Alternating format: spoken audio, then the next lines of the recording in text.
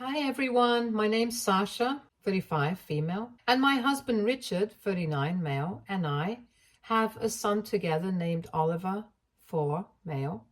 And my mother-in-law, Brenda, 67, female, has made such a weird demand out of me that I don't even know how to react. Let me back up a bit and tell you about our family dynamics. I've always been a working woman, and my mother-in-law, Brenda, has always had a problem with that.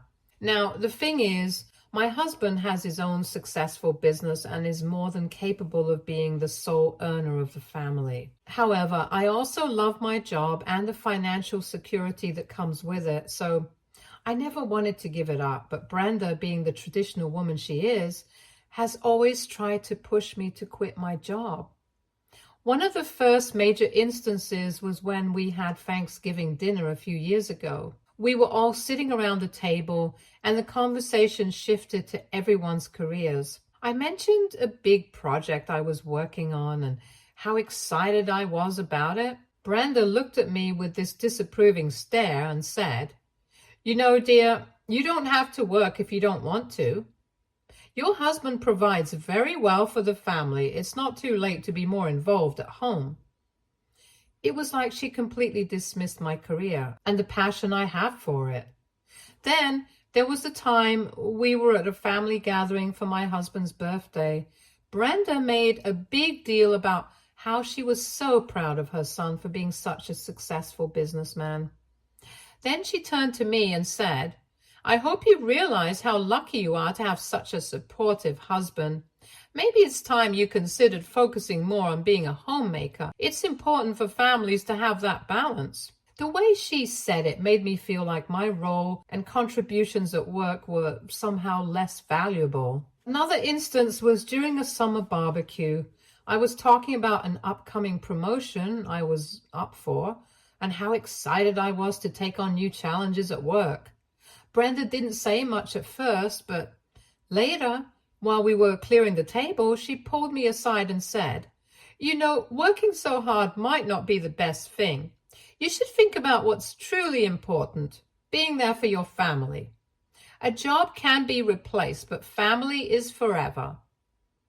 It felt like a subtle jab, implying that my dedication to my career was somehow harming my family, which was frustrating and disheartening. The most recent instance was during our Christmas family dinner. I was discussing how I had been working late nights to meet a deadline and how proud I was of the progress I was making.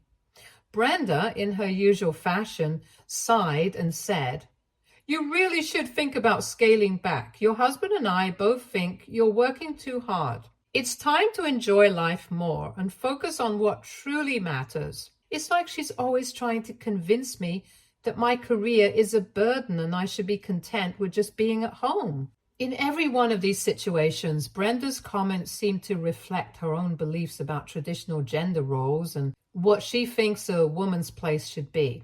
It's not just that she's suggesting I quit my job. It's the way she makes me feel as though my ambitions and career are somehow less important than conforming to her ideals. I've tried to explain my perspective to her, that my job is not just a source of income, but also a part of who I am and something that brings me fulfillment. But every time she just waves it off, saying things like, "Well, everyone has their own priorities," with this undertone that implies mine are misplaced. Things changed a lot when I got pregnant with Oliver. Brenda had this assumption that as soon as I found out I was pregnant, I'd automatically quit my job and embrace the role of a stay-at-home mom. She seemed to have this vision in her head of what motherhood should look like, and it definitely didn't include a pregnant woman working. When I was around 6 months pregnant, I was still working full-time, and that's when Brenda's pressure really started to ramp up. One day, she came over to visit and noticed I was still working on a project from home. She immediately started in on me with, "You know, dear, it's really important to take it easy now that you're so far along. You should think about quitting your job. It's better for both you and the baby." Her tone was so insistent, It felt like she was almost trying to dictate my life decisions. Another instance was when I was at her house for a family dinner. I was tired and in the middle of preparing a presentation for work, and she saw me struggling to balance everything. She looked at me with a concerned expression and said, "Honey, you're about to become a mother. It's time to think about what's best for your child. Working while pregnant is one thing, but you should really consider taking a break and focusing on your family. It's what's best for everyone." Her pressure wasn't just verbal. It also felt like she was trying to undermine my choices by always suggesting that my job was secondary to being a mother. During another visit, she gave me a stack of brochures for parenting classes and said, "I've signed up for a few of these myself. I think you'd benefit from them. And it might give you a chance to think about taking some time off work." She acted like she was being helpful, but it felt like another way to push me towards quitting my job. One particularly frustrating moment was during a weekend family gathering. I was at a point where I had a lot of deadlines and was feeling pretty overwhelmed. Brenda took one look at me and said, "You know, you're working so hard. You should be at home resting and preparing for motherhood." It was as if she couldn't grasp that I was handling things just fine and that my work was also a significant part of my life. Even when we had a heart-to-heart about how I planned to balance work and motherhood, Brenda seemed to have her own agenda. I told her that I intended to take maternity leave and then return to work part-time. She looked at me with disbelief and disapproval and said, "You know, it's great that you're planning to return, but I really think it's important for you to prioritize being home with the baby. There's no substitute for a mother's presence." It felt like she couldn't accept that my choice to work part-time wasn't an attempt to neglect my role as a mother, but rather a way to balance both my career and my family. After Oliver was born, I was on maternity leave, and as I'd always planned, I was getting ready to return to work. Brenda, on the other hand, seemed to take this as a golden opportunity to insert herself into every aspect of my life. She started coming over more frequently, not to offer help, but to critique and comment on everything I was doing. One instance that really stands out is when she showed up unexpectedly one afternoon while I was trying to get Oliver into a nap routine. I was already exhausted from the sleepless nights and trying to figure out a schedule that worked for both me and the baby.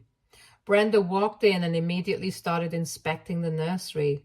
She looked around, raised an eyebrow, and said, "You know, I read that babies sleep better in a room that's kept a bit cooler. You should think about adjusting the temperature." It felt like she was undermining every choice I'd made about Oliver's care. And it was incredibly disheartening. Then there was the time she came over while I was trying to manage Oliver's feeding schedule. I was pumping and feeding him from a bottle, and Brenda decided it was the perfect moment to discuss the benefits of direct breastfeeding and tell me how it is better for kids. Now, some of you might think that she was just trying to give Oliver the best, but the truth is that she always said things in such a condescending tone that would boil my blood. The situation got even more overwhelming when she started coming over during my work hours. I had a few meetings lined up and was trying to balance working from home while also caring for Oliver. Brenda would just pop in and start rearranging things or giving unsolicited advice on how I should manage my time. One day, I was in the middle of a Zoom call with a client, and Brenda barged into the room asking something that I didn't even remember at the moment. It was incredibly distracting and made it hard to focus on my work. Richard and I had a serious talk about how to handle the situation. We were both feeling frustrated with Brenda's constant intrusion and her habit of critiquing our parenting choices. We decided it was time to set some boundaries. Richard called Brenda to discuss it, and we had her over for a sit-down meeting at our house. We were calm but firm. explaining that while we appreciated her concern and advice, we needed her to respect our decisions and give us space to figure things out on our own. Brenda was surprised and defensive. She initially protested, saying things like, "I'm only trying to help. I just want what's best for Oliver." It was clear that she didn't fully understand how her actions were impacting us. She seemed to take our request as a personal rejection rather than a necessary step for us to establish our own parenting style. I was relieved because I knew we had to draw the line and establish some boundaries for our own well-being and for the health of our family dynamic. At the same time, I felt guilty because I knew Brenda meant well, even if her methods were overwhelming and intrusive. It was tough to balance standing up for our own choices with a desire to maintain a good relationship with her. After the conversation, Brenda's visits became less frequent, and she started to respect the boundaries we'd set. However, there was still a noticeable shift in our relationship. She seemed a bit distant and hurt, which was hard to navigate, but at least the constant pressure and critique had eased. After some time, I went back to the office, and Richard and I did everything we could to ensure Oliver was well taken care of. We hired a nanny, found a great daycare, and made sure to spend as much quality time with Oliver as we could. Despite our best efforts, Brenda didn't completely let go of her critical attitude. Every so often, she would drop these snide comments that really got under my skin. One day, we were hosting a small family lunch, and I was talking about how great our nanny was and how well Oliver was adjusting to the daycare. Brenda took a sip of her coffee, looked at me with this almost pitying expression, and said, "Well, at least Oliver's in good hands during the day. I just hope he's not missing out on too much of his parents' time." Her tone was so condescending, as if implying that we weren't doing enough for our child. It was incredibly frustrating because she wasn't seeing the full picture of how much effort we were putting in. There was also the occasion when we were having dinner with Brenda, and she brought up a recent milestone that Oliver had achieved at daycare, and she said, "Oh, that's nice to hear. I just hope you're not letting someone else do all the important stuff while you're at work." It was one of those moments where her comment felt like a direct attack on our parenting choices, even though she tried to mask it as a concern. The most frustrating instance was during one of her surprise visits. She showed up unannounced while we were getting ready for an evening out. We had hired a babysitter for the night, and Brenda noticed Oliver was getting settled with the sitter. She said, "I guess it's nice that you get a break every now and then. Just remember, the best memories are made when parents are fully present." Her comments made me feel like we were failing in some way, even though we were doing our best to ensure Oliver was loved and cared for. I started to get used to brushing off these comments, but they still stung every time. It was hard not to feel defensive when it seemed like Brenda was constantly questioning our choices and implying that we weren't giving Oliver the attention he deserved. I knew deep down that we were doing everything we could to provide a loving environment for him. But Brenda's snide remarks made me second-guess ourselves more often than I would have liked. However, for the past few months, Brenda has been on overdrive with her critiques about how we're supposedly ignoring Oliver's needs. It's been incredibly hard to set boundaries with her, and her comments have been getting more and more intense. The worst was when she flat out told me that I either needed to become a stay-at-home mom or hand Oliver over to my sister-in-law, Rebecca, 31, female. I was absolutely shocked at what she was suggesting. Brenda's argument was that since Oliver spends some of his time with the nanny while Richard and I are at work, we might as well just let Rebecca take care of him. She said, "You know, since you're clearly so busy with your job, maybe you should consider having Rebecca look after Oliver full time. That way, he'd have constant care and you wouldn't have to worry about it." I was dumbfounded. It felt like she was dismissing all the effort we'd put into finding a good balance and assuming that anyone else could just step in and do a better job. When I heard that suggestion, I was livid. I told her outright that she was crazy for even suggesting it. I said, "Brenda, that's not a solution. I'm not just going to hand Oliver over to Rebecca like he's some sort of burden.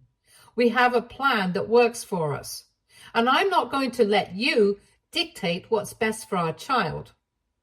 I was shaking with anger, feeling completely overwhelmed by her lack of respect for our choices and her need to control the situation. Brenda's response was even more infuriating. She said, "Well, you know that Rebecca is infertile and you're already handing him over to the nanny during the day.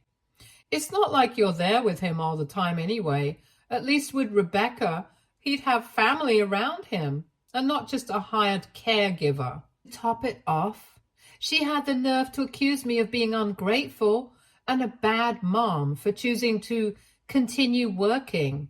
She said, "You're so focused on your career that you're forgetting what's really important. A mother's place is at home with her child, and you're not being fair to Oliver."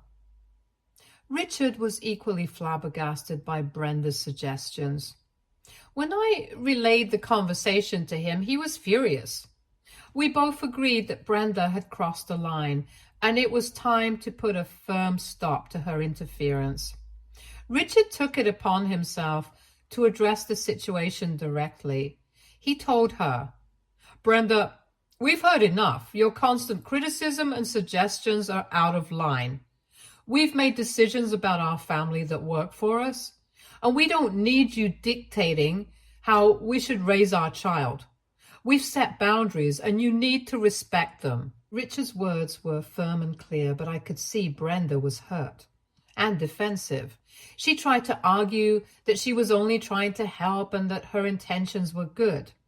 But we made it clear that her help was neither needed nor wanted in this matter. We told her that her suggestions were not only inappropriate, but also undermined the careful balance we'd worked hard to achieve.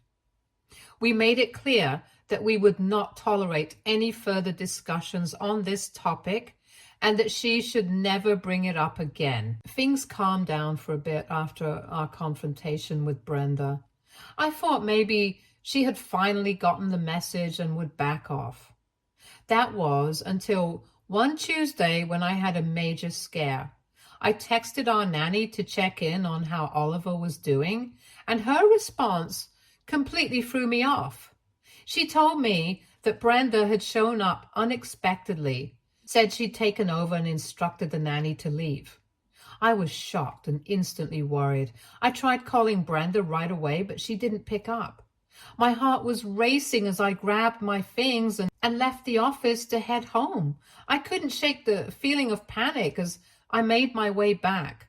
When I arrived at our house, I noticed the main door was unlocked. I called out for Oliver and Brenda, but there was no response. My anxiety spiked as I rushed inside. I went straight to Oliver's room, and what I saw there made my blood boil. Brenda was in the middle of packing Oliver's things into a bag. She looked up, startled, as I burst through the door. I demanded to know what she was doing, and at first, she tried to play it cool, saying, "Oh, I'm just helping out. I was just organizing his things." I was furious, and my mind was racing with anger. "Helping out? You've got to be kidding me," I snapped. "You don't just show up and take my child without even asking me. What the hell do you think you're doing?" When Brenda realized I wasn't going to let her off the hook, she admitted that she intended to take Oliver to Rebecca's place. "I just thought it would be best for Oliver to be with family," she said. "He needs more attention and stability, and since you're so busy, Rebecca can give him that." I was so enraged that I felt like I couldn't think straight. My blood was boiling and I felt like I was about to explode. "No," I said firmly. "Get out. I don't want to hear any of your excuses. You have no right to make these decisions for us or for Oliver." I wasn't going to tolerate any more of Brenda's overstepping, especially when it came to my child's well-being. I grabbed the packed bag from her hands and told her to leave the house immediately. Her face was a mix of shock and hurt, but I was beyond caring. I couldn't believe she had the audacity to come into our home, disregard our boundaries, and try to take Oliver away without even discussing it with us first. It was a complete violation of our trust and our parenting decisions. As Brenda left, she tried to apologize and explain that she only wanted what was best for Oliver, but I wasn't interested in hearing her justifications. I needed to make it clear that she had crossed the line, and this kind of behavior was completely unacceptable. I made it clear that any future interventions or unsolicited decisions about Oliver's care would not be tolerated. I immediately called Richard to let him know what had happened. He was as shocked as I was and agreed that Brenda had seriously overstepped. We both knew that we needed to set even firmer boundaries moving forward. Richard and I spent the rest of the evening calming down and discussing how to handle the situation. We decided it was time to have another serious conversation with Brenda, and this time with the goal of establishing clear, non-negotiable boundaries regarding her involvement in our family life. That evening, we headed over to Brenda's house. We were both seething, and Richard was especially adamant that we needed to make a strong statement. When we arrived, we laid it all out for Brenda. We told her that this was the last straw. She had crossed a major line, and we were seriously considering pressing charges against her. We didn't even know if we had enough grounds to do it, but we wanted her to know that we were prepared to go all the way if necessary. We also mentioned that we had security cameras installed at our house, including in the rooms where she'd been caught trying to take Oliver. We said, "We have video evidence of you trying to take Oliver. This is serious, and we won't just let it slide." Honestly, we were hoping that this threat would be enough to scare her into backing off without us actually needing to involve the authorities. Brenda's reaction was immediate and desperate. She started begging us not to press charges, pleading with us to reconsider. She kept saying things like, "I didn't mean to overstep. I just want what's best for Oliver. Please don't do this." It was clear that she was scared and finally realized the severity of her actions. We told her flat out that if she wanted to avoid any legal trouble, she needed to stay away from us and our family. We emphasized that we would not tolerate any more interference or unsolicited advice about how we should raise our son. "If you care about our relationship at all," Richard said, "you'll respect our boundaries from now on and stay out of our lives." After laying down the law, we left her house. The whole ordeal was exhausting, and I couldn't help but feel conflicted. Part of me felt like maybe we'd let her off too easy, especially considering the gravity of what she tried to do. It was a tough call, and while the immediate threat was dealt with, I still worried about ensuring that Brenda wouldn't try to cross any more boundaries in the future. For now, it might be best to limit or even cut contact with Brenda for a while.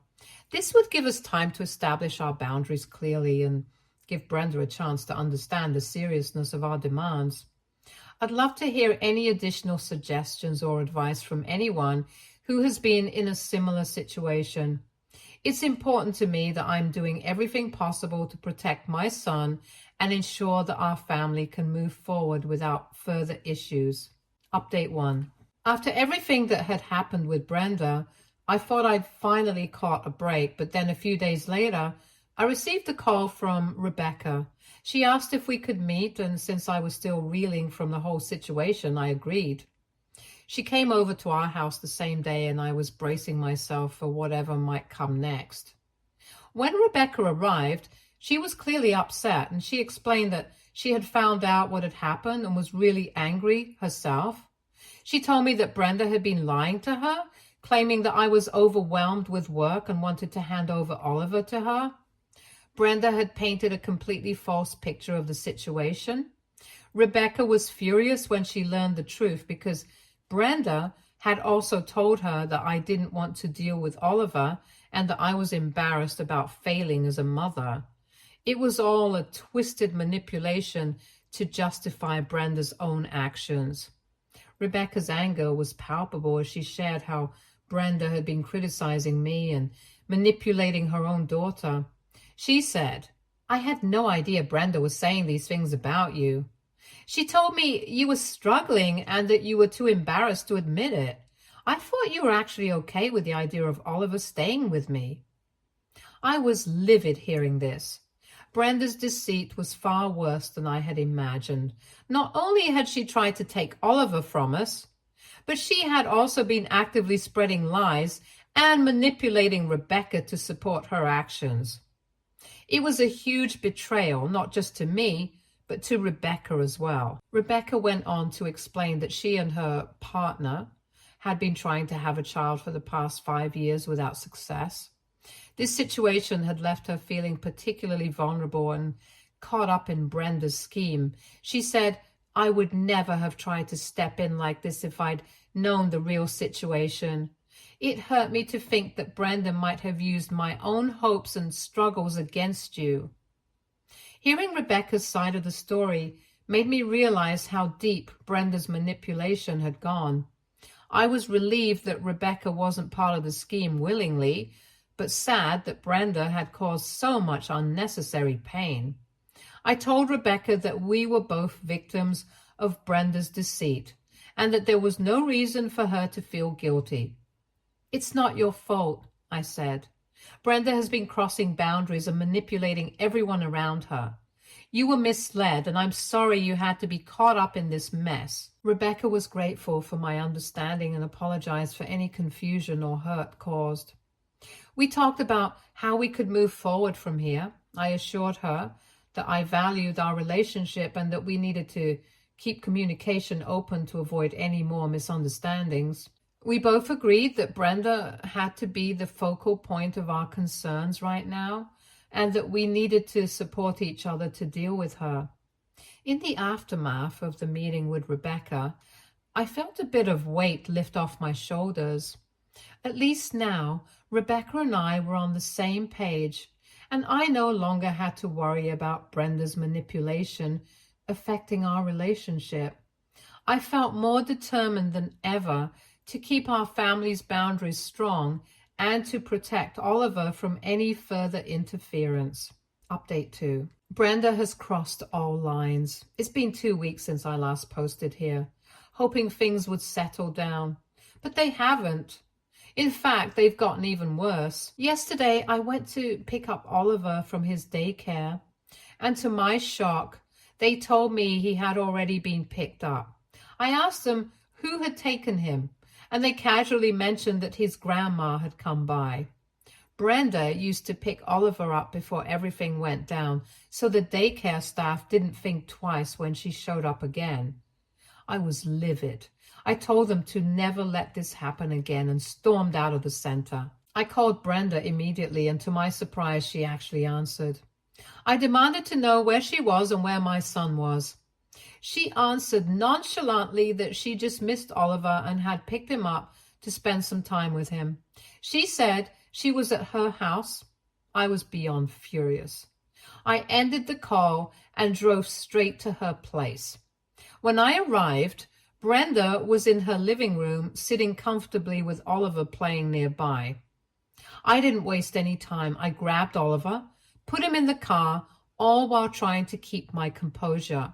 I told Brenda bluntly that this was the final straw. I made it clear that we were done with her interfering in our lives and that she was never to see her grandchild again.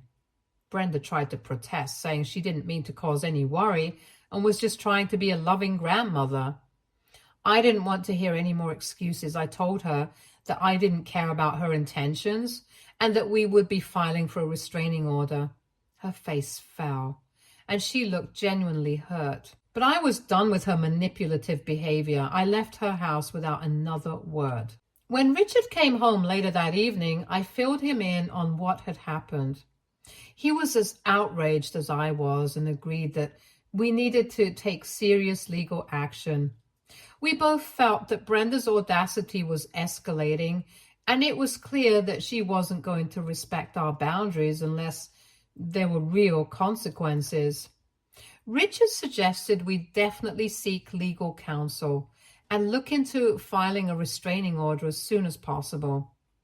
It's been incredibly draining dealing with Brenda's constant interference. Her actions have made it clear that she's unwilling to respect our family's boundaries without some form of legal deterrent. It's frustrating to have to take such drastic measures, but we both agree that it's necessary to protect our family and ensure that Brenda stops trying to control our lives. We're now in the process of finding a lawyer who can guide us through filing for a restraining order. We want to make sure that we're taking all the right steps to keep Brenda away and protect Oliver from any further attempts at manipulation or interference.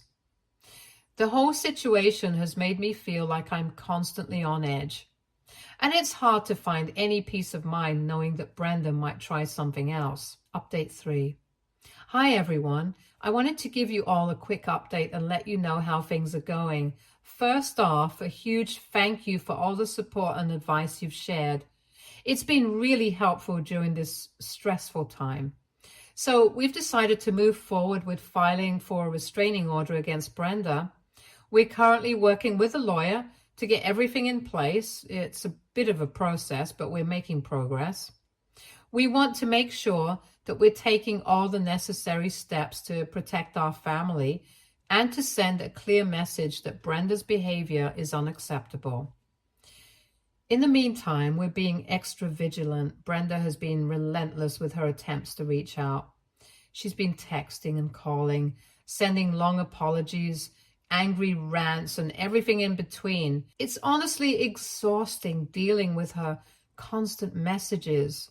Some of them are pleading for forgiveness while others are accusatory, blaming us for the situation. This will be my last update on this situation for now. I'm hoping that the restraining order will help us finally put an end to Brenda's interference and allow us to move forward. I appreciate all the kind words and advice you've given. It's made a big difference in how we're handling things. And thank you. Stay tuned for more stories from our girl relationships.